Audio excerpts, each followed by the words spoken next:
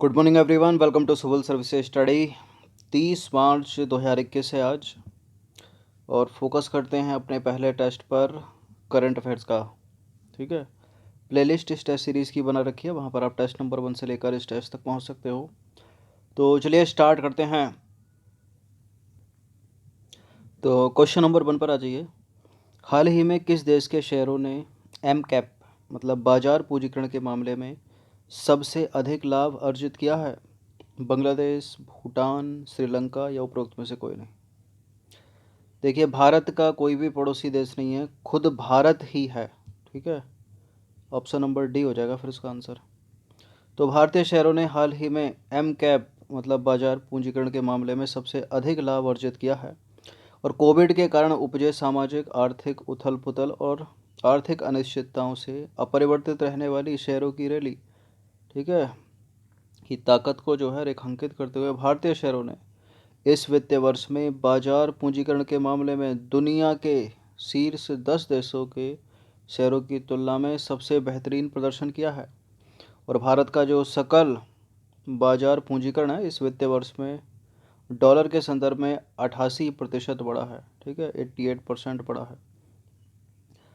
और अगर इसको तुलना की जाए 2011 से, ठीक है, वित्त वर्ष 2011 के बाद से जो है कुल बाजार पूंजीकरण में यह सबसे तेज वृद्धि है भारत की। विश्व क्षय रोग दिवस कब मनाया जाता है, इम्पोर्टेंट है। 2025 तक टीबी का उन्मूलन करना है। क्षय का मतलब यहाँ पे है तपेदिक या टीबी से। ठीक है, ट्यूबरकुलोसिस, माइक्रोबैक्टीरियम ट्यूबरकुलोसिस 24 मार्च को मनाया जाता है ये। तो 24 मार्च 2021 को संपूर्ण विश्व में विश्व क्षय रोग दिवस यानी वर्ल्ड ट्यूबरकुलोसिस डे मनाया गया। इसकी थीम इम्पोर्टेंट है, द क्लॉक इज टिकिंग। ठीक है, यह दिवस क्षय रोग से संबंधित समस्याओं और समाधान के बारे में जागरूकता बढ़ाने और विश्व भर में इसके नियंत्रण के प्रयासों का समर्थन करने के लिए मनाया जाता है। क्वेश्चन नंबर 3 पर आ जाइए। 23 मार्च 2021 को विश्व मौसम विज्ञान दिवस मनाया गया।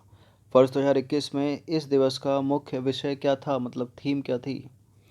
23 मार्च सुखदेव, भगत सिंह और राजगुरु का शहीदी दिवस भी है, जो इस बार 23 मार्च 1931, ठीक है, 23 मार्च 2021 को मनाया गया। हर साल 23 मार्च को मनाया जाता है। फिलहाल थीम बताइए विश्व मौसम विज्ञान दिवस 2021 की। चलिए एलिमिनेट करते चलते हैं। जैविक विविधता और प्रदूषण नहीं है, प्लास्टिक प्रदूषण और हमारी पृथ्वी नहीं है, जलवायु परिवर्तन और वर्षा नहीं है, महासागर, हमारी जलवायु और मौसम है। तो 23 मार्च 2021 को संपूर्ण विश्व में विश्व मौसम विज्ञान दिवस यानी वर्ल्ड मेट्रोलॉजिकल डे मनाया गया। वर्ष 2021 के लिए इस दिवस की थीम या मुख्य विषय है महासागर, हमारी जलवायु और मौसम, the ocean, our climate and weather. इस दिवस के आयोजन का मुख्य उद्देश्य क्या है? लोगों को मौसम विज्ञान तथा इससे हो रहे परिवर्तन के बारे में जागरूक करना। यह जो दिवस है वो विश्व मौसम विज्ञान संगठन वर्ल्ड मेट्रोलॉजिकल ऑर्गेनाइजेशन द्वारा मनाया जाता है। 22 मार्च 2021 को प्रदान किए गए 67वें राष्ट्रीय फिल्म पुरस्कार 2019 में सर्वश्रेष्ठ अभिनेत्री का पुरस्कार किसने जीता है? 2020 में कोविड-19 के कारण ये पुरस्कार वितरित नहीं हुए थे, तो इनका जो ये पुरस्कार दिए गए हैं वो 2019 के लिए दिए गए हैं, 19 की फिल्मों के लिए, 19 के अभिनेता अभिनेत्री के लिए। ठीक है, तो इसका उत्तर है कंगना रनौत। 2019 में जो है 2019 के लिए सर्वश्रेष्ठ अभिनेत्री हैं कंगना रनौत, सर्वश्रेष्ठ अभिनेत्री 67वें राष्ट्रीय फिल्म पुरस्कार में। और किस मूवी के लिए इनको मिला है? पंगा, और एक है मणिकर्णिका, ठीक है, जिसमें रानी लक्ष्मीबाई के किरदार में थी मणिकर्णिका में, और पंगा में एक महिला रेसलर थी ये, कबड्डी, सॉरी, ठीक है, फीमेल कबड्डी प्लेयर। तो 22 मार्च 2021 को 67वें राष्ट्रीय फिल्म पुरस्कार 2019 की घोषणा की गई, जिसमें सर्वश्रेष्ठ अभिनेत्री का पुरस्कार मिला है कंगना रनौत को। फिल्म है Manikarnika the queen of Jhansi और पंगा के लिए। पंगा में फीमेल कबड्डी प्लेयर, मणिकर्णिका में झांसी की रानी लक्ष्मीबाई। क्वेश्चन नंबर 5 पर आ जाइए। 22 मार्च 2021 को प्रदान किए गए 67वें राष्ट्रीय फिल्म पुरस्कार 2019 में सर्वश्रेष्ठ अभिनेता का खिताब किसने जीता है? अक्षय कुमार नहीं है, अजय देवगन नहीं है, विक्की कौशल नहीं है, मनोज बाजपेयी ने। Option number B. तो सर्वश्रेष्ठ अभिनेता है 67वें राष्ट्रीय फिल्म पुरस्कार 2019 में मनोज बाजपेयी। और फिल्म का नाम क्या है इनका? फिल्म भोसले, हिंदी। ठीक है। और एक खिलाड़ी को और मिला है बेस्ट एक्टर का, वो है धनुष, और फिल्म है उनकी असुरन, तमिल में। तो ये है मनोज बाजपेयी, फिल्म भोसले के लिए 67वें राष्ट्रीय फिल्म पुरस्कार उनको मिला बेस्ट एक्टर में। और ये है असुरन मूवी के लिए इनको मिला धनुष, तमिल की मूवी है, ये हिंदी में। क्वेश्चन नंबर 6 पर आ जाइए। 67वें राष्ट्रीय फिल्म पुरस्कार 2019 में सर्वश्रेष्ठ हिंदी फिल्म का पुरस्कार किसने जीता है? बेस्ट फिल्म कौन सी है? देखिए नंबर भी याद रखना कि कौन सा पुरस्कार है। 67 है लास्ट वाला अभी तक का। तानाजी नहीं है, सुपर 30 नहीं है, Manikarnika the queen of Jhansi नहीं है। कौन सी है? छिछोरे, छिछोरे को मिला है। तो सर्वश्रेष्ठ हिंदी फिल्म है 67वें राष्ट्रीय फिल्म पुरस्कार में छिछोरे। डायरेक्टर कौन है इनके? नितेश तिवारी।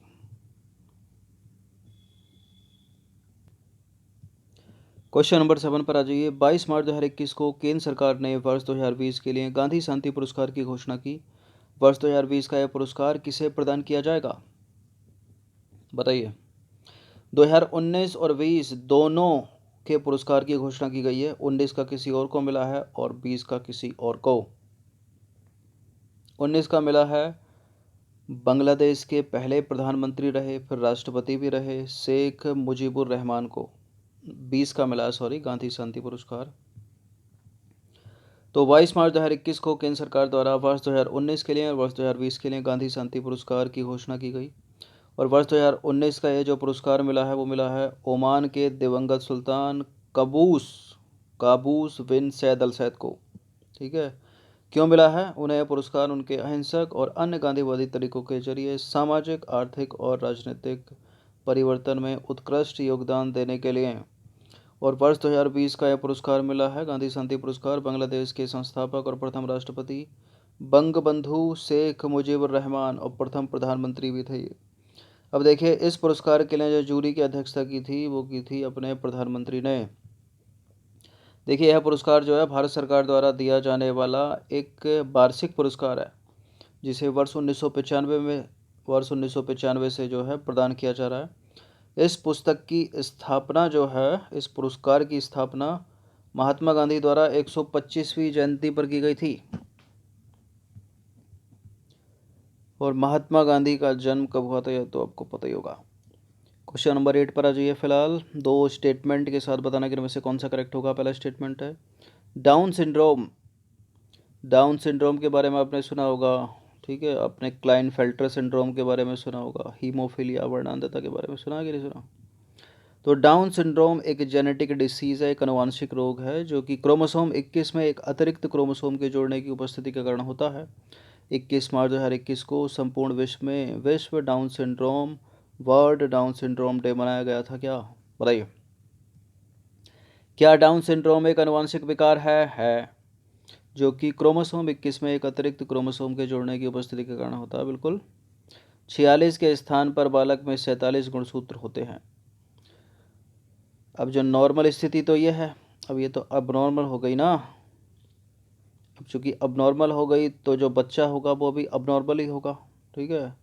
उसमें दिमाग कम होगा, उसकी हाइट कम होगी, उसका फेस नॉर्मल बच्चों की तुलना में दूसरा, जैसे कि नाक चपटी, माथा मोटा सा, मुंह भारी, गर्दन छोटी, इसी तरह के होते हैं बच्चे। और 1000 में एक डाउन सिंड्रोम होता है। 21 मार्च 2021 को संपूर्ण विश्व में डाउन सिंड्रोम मनाया गया। करेक्ट है दोनों के दोनों स्टेटमेंट, सी है इसका आंसर। तो 21 मार्च 2021 को संपूर्ण विश्व में down syndrome world down syndrome day मनाया गया। डाउन सिंड्रोम नाम ब्रिटिश चिकित्सक जॉन लेगडन डाउन के नाम पर पड़ा। ठीक है। जिन्होंने इस सिंड्रोम यानी चिकित्सीय स्थिति के बारे में सबसे पहले वर्ष 1866 में पता लगाया था? विश्व में अनुमानित 1000 में से एक बच्चा डाउन सिंड्रोम के साथ पैदा होता है।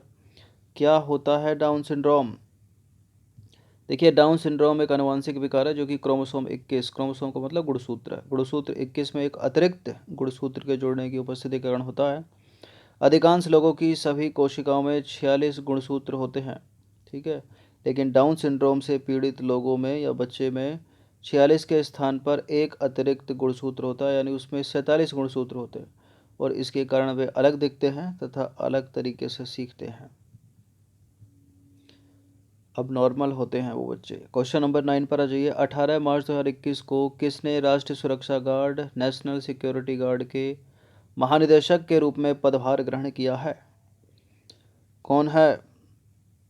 सुदीप लखटकिया नहीं है, और एन.वी. रमना ये अभी वर्तमान में 48वें, ठीक है, भारत के 48वें मुख्य न्यायाधीश के रूप में इनकी घोषणा की गई है, ठीक है। अभी वर्तमान में 47वें कौन है? शरद अरविंद बोबड़े, ठीक है, तो वरिष्ठतम थे ये, तो अब इन्हीं को बनाया जाएगा।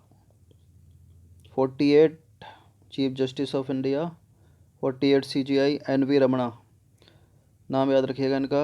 अजीत डोभाल भी इसका आंसर नहीं है।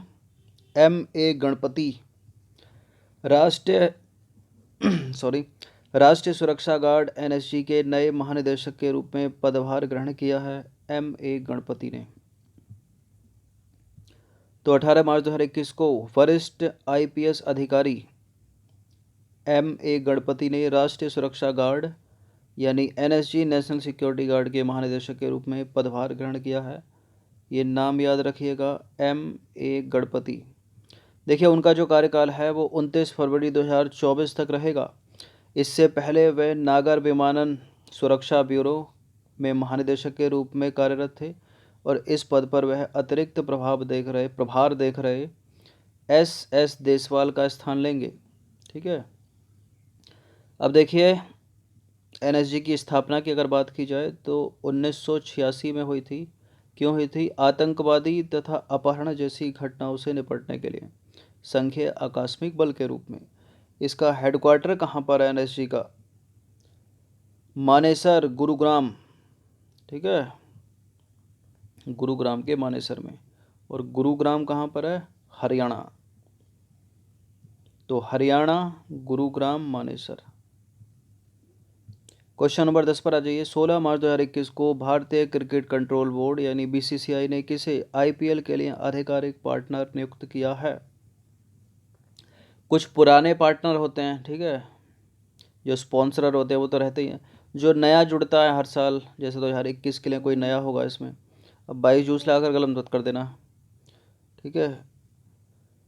तो इसका है Upstox, option number B. Dream 11 तो कब से है?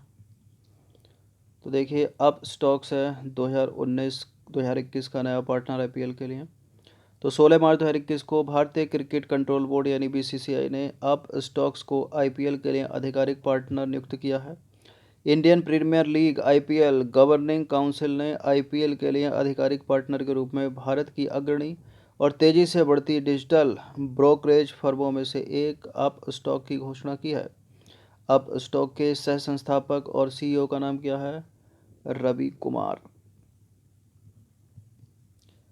तो ये 10 प्रश्न ऐड किए गए थे करंट अफेयर से रिलेटेड। इम्पोर्टेंट है यहाँ पर 67वें राष्ट्रीय फिल्म पुरस्कार, जिनमें से एक प्रश्न अवश्य पूछा जाएगा, चाहे वो बेस्ट एक्टर का हो, बेस्ट एक्ट्रेस का हो, या हो बेस्ट फिल्म का, ठीक है, क्योंकि 150 प्रश्नों की संख्या UPPCS में बहुत अधिक है प्रश्न, और 30, 32 और 38 तक जो है करंट अफेयर्स के प्रश्न पूछ ले जाते हैं राष्ट्रीय स्तर के और अंतर्राष्ट्रीय मिलाकर दोनों। तो इनकी प्रैक्टिस कर लीजिएगा। धन्यवाद।